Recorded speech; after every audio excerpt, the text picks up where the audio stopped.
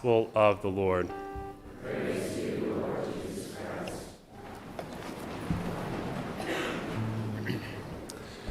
Happy Easter, everyone. It is a great joy to celebrate this day once again. Obviously, last year we were unable to do so, and brings joy to my heart to be able to today. A lot of times we think of Christmas as one of the high points of the year, but really, for us as Christians, it is Easter. Christmas has with it a note of sweetness and of joy with the baby Jesus and all that surrounds it, but Easter it has a note of triumph and rejoicing and overcoming, and that's what we celebrate today. Several years ago, I set out on a little backpacking trip by myself in the middle of Washington State to this place called the Alpine Lakes Wilderness. And it is a very beautiful area. It's also very vast. It covers 400,000 acres. And I went into it, and the first thing you had to do was sign off on some information. So I had to put my name and contact information, the day I was entering, and the day I expected to leave, and where I thought I was going. That way, if I got lost, they would know where to look for me. And then it said on there also the number of people in your party. And I looked around and I wrote down 1. And I thought to myself, maybe this isn't a good idea. But I thought, no, I've got a map and I know how to use it, so I can be confident. Turns out I shouldn't have been so confident. Later that day, I had walked a long ways and I decided I'm running out of water. I need to make camp and make some more water. And I looked at the map and said, this is where I want to stop. And I started heading that way, but I made a big mistake, which was I underestimated the distance that it would take from where I was to where I wanted to go. And that meant that late in the afternoon, I had started to become a little dehydrated and confused.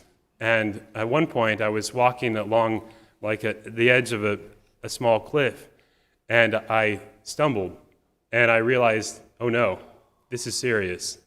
I need to be careful here.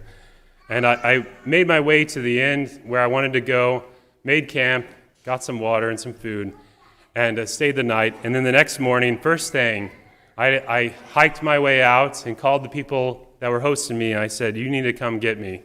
And they said, why was it so short? And I told them the story. But that day, I realized something important, that a map is only helpful if you know how to read it, if you understand it. Otherwise, the map isn't very helpful. And by the way, maps are hard to come by today. Not long ago, I went into a Quick Trip, and I looked around to see if they had any road maps, and they didn't, so I swallowed my pride. I went up to the counter. I said to the young guy, excuse me, do you have any maps? And he stared at me, speechless. And the guy behind him said, no, we don't. And I was very embarrassed at that point and tucked tail and left.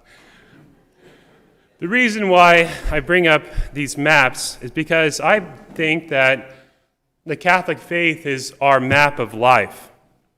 The Catholic faith is our map of life, and we need a map because a map tells us where everything is situated. It tells us how everything is related, and it gives us a sense of scale. Without a map in our life, we just have a jumble of facts tossed around in any order, a number of different things just tossed around. We lack a coherent picture of the whole, and we wander about in confusion instead of making progress. But fortunately, we have a map given to us by God, the author of life, which reveals the meaning of the whole and the relations of all the parts. And again, this map is our holy faith, and it can help us find our place in this world and see where we stand in relation to everything else. And it can help us see the end of the road and how to get there. But even the most perfect map is only helpful if we understand it and if we use it well. And this is where Easter comes in.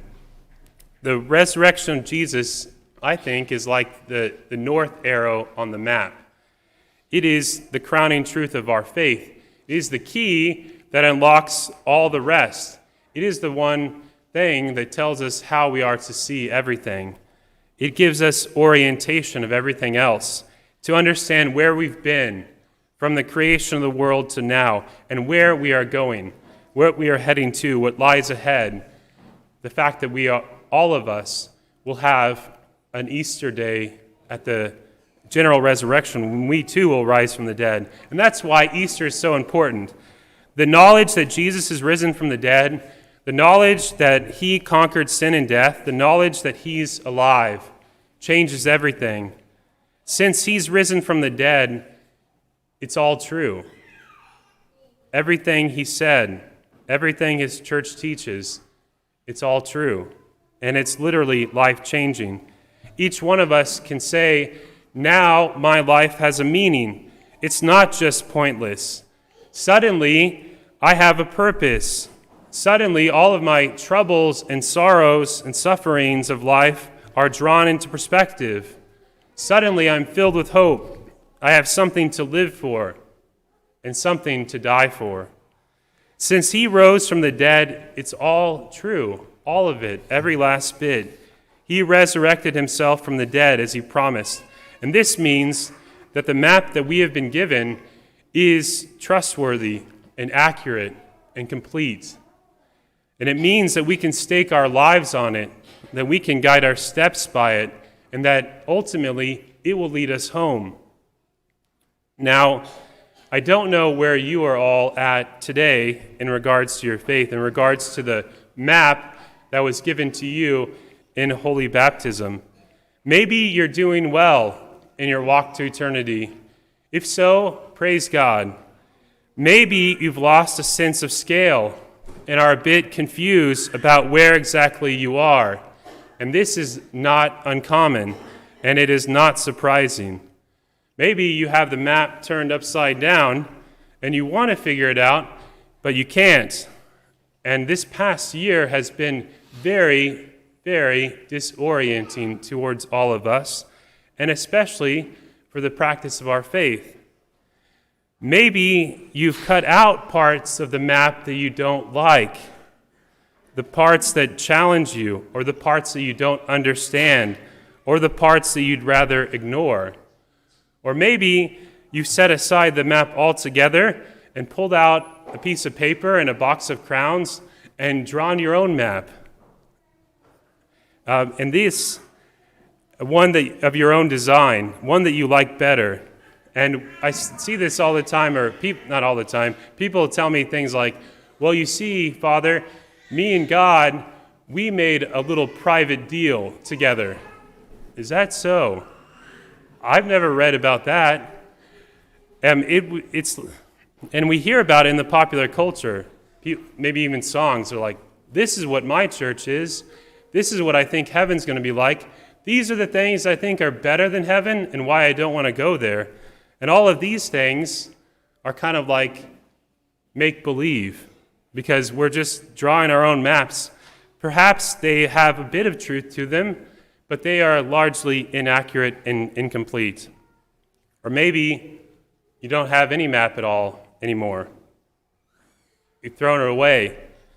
Instead, you wander aimlessly, hoping against hope that God doesn't really care what you do, that he doesn't really care that he has created you and given you a purpose and a map to guide your life, and you don't care. But Easter tells us that our faith really matters and that we need to take it seriously. And it tells us that God cares more about our future than about our past, that he cares more about the people that we can be than the people that we have been. In his saving death and glorious resurrection, Jesus Christ makes all things new. He loves us without limits, and he can awaken in us new life despite all our failures. Last night, as Pope Francis celebrated the Easter Vigil, this is what he said. He said, from the rubble of our hearts, God can create a work of art. From the rubble of our hearts, God can create a work of art. From the ruined remnants of our humanity, God can prepare a new history. He never ceases to go ahead of us in the cross of suffering, desolation, and death, and the glory of a life that rises again, a history that changes, a hope that is reborn. So today, on this Easter Sunday, we're handing out maps once again, and we're reacquainting ourselves with them and recommitting ourselves to using them. Here in a moment, we will all stand and renew our baptismal promises that were made for us at baptism, or that we ourselves made at baptism.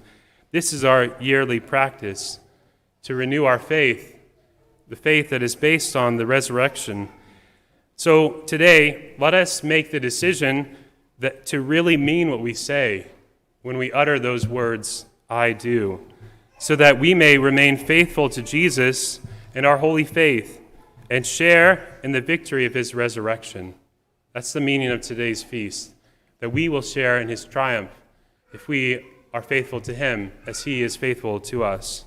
So let us go forth from here with renewed hope, renewed joy, and with renewed commitment to maintaining and doing all that Christ has asked of us.